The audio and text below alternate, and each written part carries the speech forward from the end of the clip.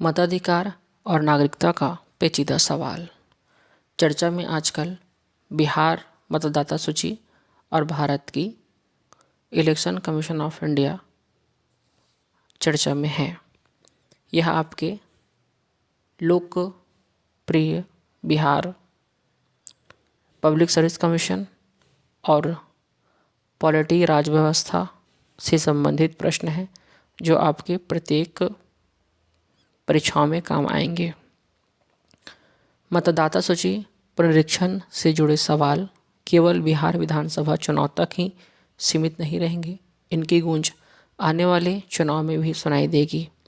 बिहार में मतदाता सूची की विशेष गहन समीक्षा मामले में सुप्रीम कोर्ट में सुनाई गई इस फैसले में विपक्षी दलों की ओर से पैरवी में लगे वकील सांसद कपिल सिब्बल और अभिषेक मनु सिंघवी ने दलील दी थी कि इस समीक्षा की आड़ में निर्धन, अशिक्षित, दलित और वंचित तबके के लोगों को मतदाता सूची से बाहर करने का षड्यंत्र किया जा रहा है और सत्ताधारी दल के इशारे पर चुनाव आयोग भी अपनी मनमानी कर रही है। जब चुनाव आयोग के वकील राकेश द्विवेदी ने कहा कि मताधिकार के लिए नागरिकता अनिवार्य है और आधार, राशन कार्ड, चुनाव पैन कार्ड आदि को नागरिक होने का प्रमाण नहीं माना जा सकता, तो न्यायमूर्ति सुधांशु धूलिया और जय माल्या बागची ने कहा कि नागरिकता जांच का काम करने का गृह मंत्रालय का है, चुनाव आयोग का नहीं। तो इस पर चुनाव आयोग ने कहा कि चुनाव आयोग को भारतीय संविधान के अनुच्छेद 326 के तहत भी अधिकार प्राप्त है। फिलहाल सुप्रीम कोर्ट ने मतदाता सूची के पुनरीक्षण पर रोक लगाने से इनकार कर दिया है। अब 28 जुलाई को मामले की अगली सुनवाई की जाएगी। पुनरीक्षण प्रक्रिया जारी रखने की हरी झंडी दिखाने के साथ ही शीर्ष अदालत ने इस प्रक्रिया में पारदर्शिता सुनिश्चित करने के लिए आधार, वोटर, राशन कार्ड आदि दस्तावेजों को मान्य करने का सुझाव देते हुए मतदाता सूची अधिसूचित करने से पहले सभी पक्षों को अवगत कराने के निर्देश दिए हैं। ये निर्देश बताता है कि बिना अवसर दिए किसी का नाम न तो हटाया जाएगा और न तो जोड़ा जाएगा। चुनाव आयोग 2003 के बाद मतदाता बने व्यक्तियों की नागरिकता संबंधित दस्तावेजों की जांच में आधार कार्ड, राशन कार्ड या चुनाव कार्ड को प्रामाणिक दस्तावेज नहीं मान रहा था। भारतीय निर्वाचन आयोग संवैधानिक संस्था होने के नाते चुनाव आयोग को सुप्रीम कोर्ट के सुझाव निर्देशों का सम्मान करना चाहिए, पर इस बार दुविधा और समस्या बहुत बड़ी है। पेच इस पहलू में फंसा हुआ है कि मतदाता होने के लिए भारत का नागरिक होना अनिवार्य है और नागरिकता संशोधन कानून के अनुसार नागरिकता के लिए विशेष रूप से 2004 के बाद भारत में पैदा हुए व्यक्ति को ये प्रमाणित करना अनिवार्य है कि जन्म के समय उसके माता पिता भारत के नागरिक हैं या नहीं, अथवा दोनों में से एक नागरिक थे अथवा नहीं, और घुसपैठिया तो नहीं है। यही वह वर्ग है जो पहली बार वोटर आईडी कार्ड से जुड़ेगा। ऐसे में इस समस्या से जुड़े तमाम सवाल केवल बिहार चुनाव और वहाँ की वोटर आईडी तक सूचित नहीं रहेगी, बल्कि इसकी गूंज आने वाले चुनाव में भी सुनाई देगी। बिहार में मतदाता सूची पुनरीक्षण के दौरान नेपाल, बांग्लादेश और म्यांमार जैसे देशों के लोगों के नाम आने के संकेत के बीच उनकी मांग जोर पकड़ रही है कि मतदाता सूची सत्यापन का काम पूरे देश में किया जाए। चुनाव आयोग ने ऐसा करने को कहा भी है। सैद्धांतिक रूप से भारतीय नागरिकता जन्म और निवास के आधार पर तय की गई है। संविधान लागू होने के कुछ समय बाद भारतीय नागरिकता अधिनियम 1955 में प्रावधान किया गया कि अगर किसी व्यक्ति का जन्म भारत में हुआ है तो उसे भारत का नागरिक माना और समझा जाना चाहिए।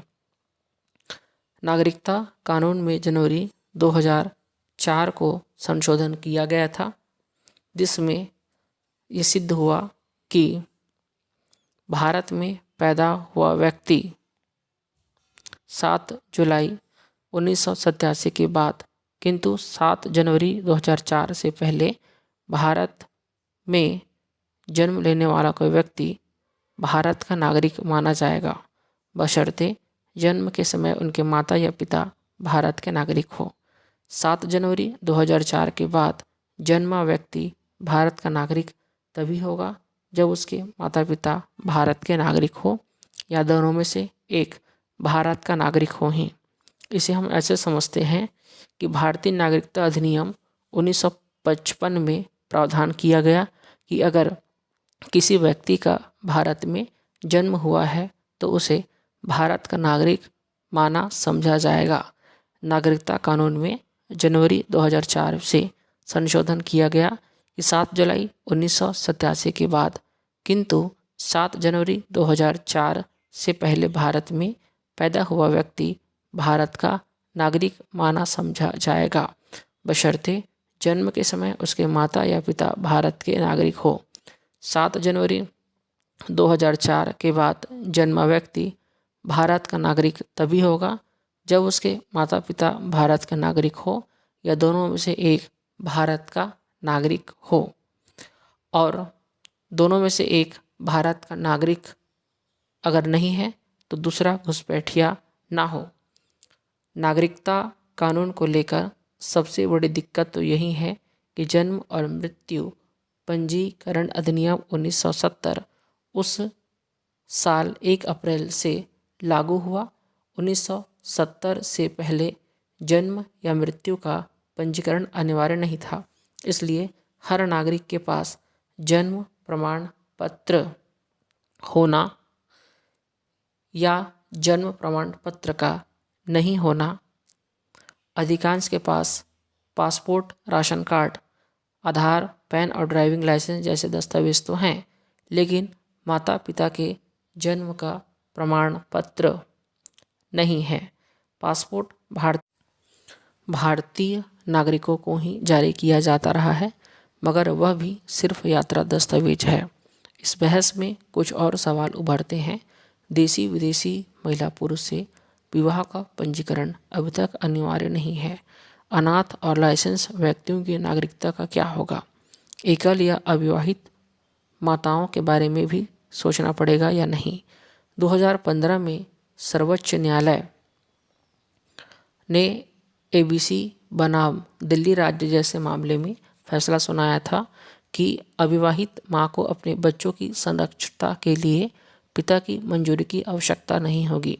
उसके आदेश में कहा गया था कि जब भी किसी एकल अभिभावक या अविवाहित मां अपने बच्चे के जन्म प्रमाण पत्र के लिए आवेदन करें तो सिर्फ एक हलफनामा पेश किए जाने पर बच्चे का जन्म प्रमाण पत्र जारी कर दिया जाए। इस निर्णय के बाद जन्म प्रमाण पत्र के लिए ऑनलाइन रजिस्ट्रेशन सिस्टम में अभी भी बच्चे के पिता का नाम बताना अनिवार्य है, अन्यथा पंजीकरण संभव नहीं है। यदि किसी मामले में माता की उम्र 18 साल से कम है तो मौजूदा सिस्टम सूचना स्वीकार नहीं करता। अगर 2025 में भी जन्म प्रमाण पत्र लेना इतना आसान नहीं तो अनुमान लगाया जा सकता है कि बिहार या बंगाल में वोट बनवाना कितना मुश्किल काम हो सकता है। राजनीतिक प्रयोगशाला में देर सवेर नागरिकता संशोधन कानून अपनी उपयोगिता निभा सकता है, लेकिन न्यायपालिका भी सत्ता का आईना है जिसमें लोकतंत्र की नाव यथार्थ से थोड़ी दूर मगर सुरक्षित दिखाई देती है।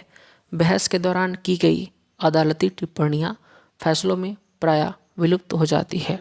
देश में कानून का राज है, किसी एक दल विशेष का नहीं, इसलिए कानून का पालन और न्याय व्यवस्था में अटूट आस्था बनाए रखना अनिवार्य है।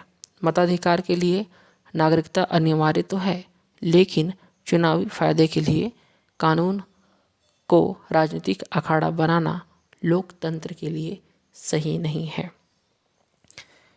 इसे हम इस प्रकार से समझ सकते हैं कि बिहार में जो वोटर ID में नाम आ रहे हैं वे नेपाल, बांग्लादेश, म्यांमार के लोगों की आ रही है। इसलिए बिहार के वोटर आईडी से मताधिकार और नागरिकता के मामलों पर पेचीदा सवाल उठ रहे हैं।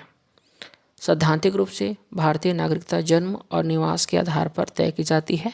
संविधान लागू होने के कुछ समय बाद भारतीय नागरिकता अधिनियम 1955 में प्रावधान किया गया कि अगर किसी व्यक्ति का भारत में जन्म हुआ है तो उसे भारत का नागरिक माना समझा जाएगा।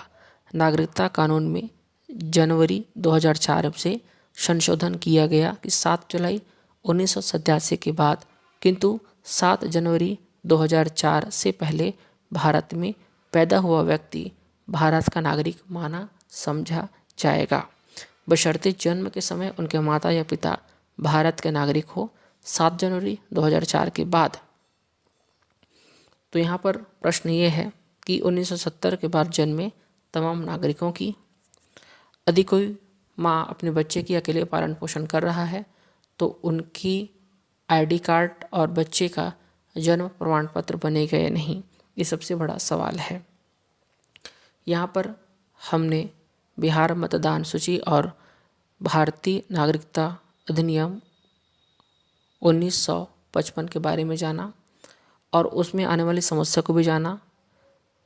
जनवरी 2004 में संशोधन, 7 जुलाई 1987 में संशोधन, 7 जनवरी 2004, 7 जनवरी 2004 के बाद आने वाली वे सभी समस्याओं का तर्कपूर्ण विचार किया गया, विचार मंथन किया गया। यह विचार और यह टॉपिक आपको भारतीय राज्य व्यवस्था, भारतीय संविधान संशोधन में काम आएगा। धन्यवाद बहुत बहुत।